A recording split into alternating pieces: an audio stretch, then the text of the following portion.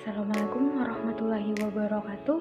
Saya Sulfaitma Dewi. Di sini saya akan membuat video penjelasan tentang materi variabel costing dan laporan tersegmentasi. Di mana variabel costing adalah metode penentuan harga pokok yang hanya membebankan biaya-biaya produksi variabel saja ke dalam harga pokok produk.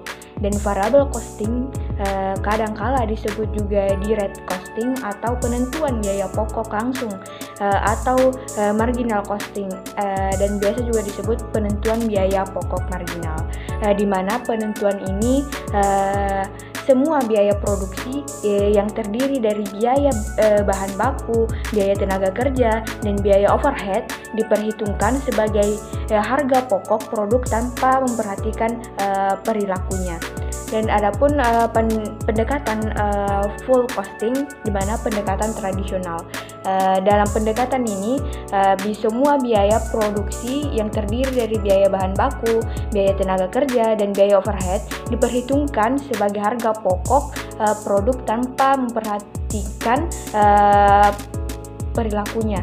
Dalam akuntansi manajemen, pendekatan ini disebut juga pendekatan full costing karena menyerap semua elemen biaya produksi sebagai komponen harga pokok produknya. Maka metode ini juga disebut absorption costing. Adapun perbedaan full costing dan variable costing, di mana full costing merupakan elemen biaya produk hanya terdiri dari biaya administrasi penjualan, dan elemen harga pokoknya produknya terdiri dari biaya overhead tetap, biaya overhead variabel, biaya bahan baku, dan tenaga kerja langsung. Sedangkan variable costing merupakan elemen biaya produk yang terdiri dari biaya overhead tetap ditambahkan biaya administrasi dan penjualan.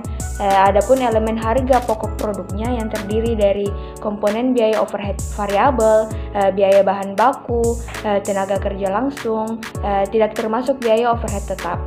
Dan adapun beberapa hal yang harus diperhatikan dalam perbedaan laba rugi dan metode full costing dan variable costing adalah dalam metode full costing dapat terjadi penundaan sebagian biaya overhead pabrik tetap pada periode penjualan ke periode berikutnya bila semua produksi tidak terjual pada periode yang sama.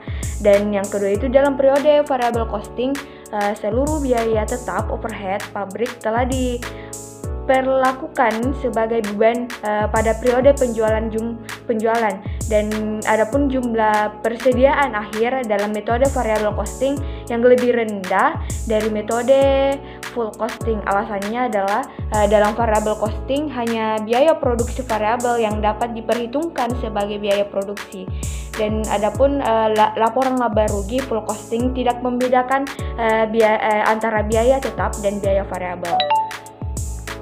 Adapun manfaat pendekatan kontribusi,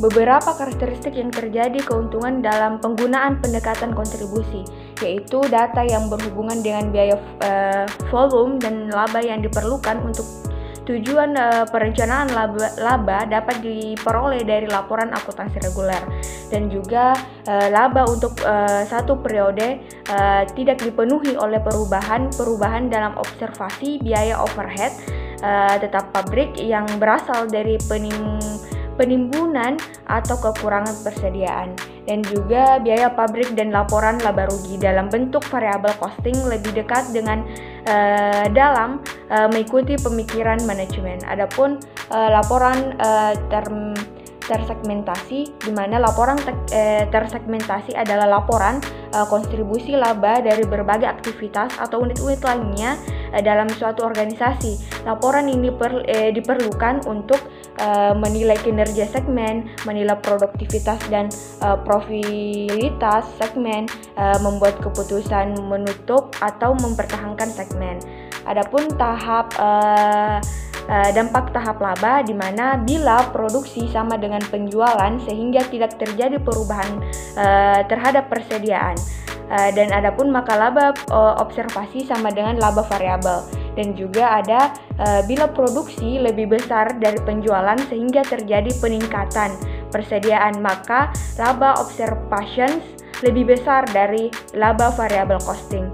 Dan yang terakhir itu bila produksi kurang dari penjualan sehingga terjadi penurunan persediaan, maka laba observation kurang dari laba variable costing. Sekian dari penjelasan saya, lebih dan kurangnya mohon dimaafkan. Assalamualaikum warahmatullahi wabarakatuh.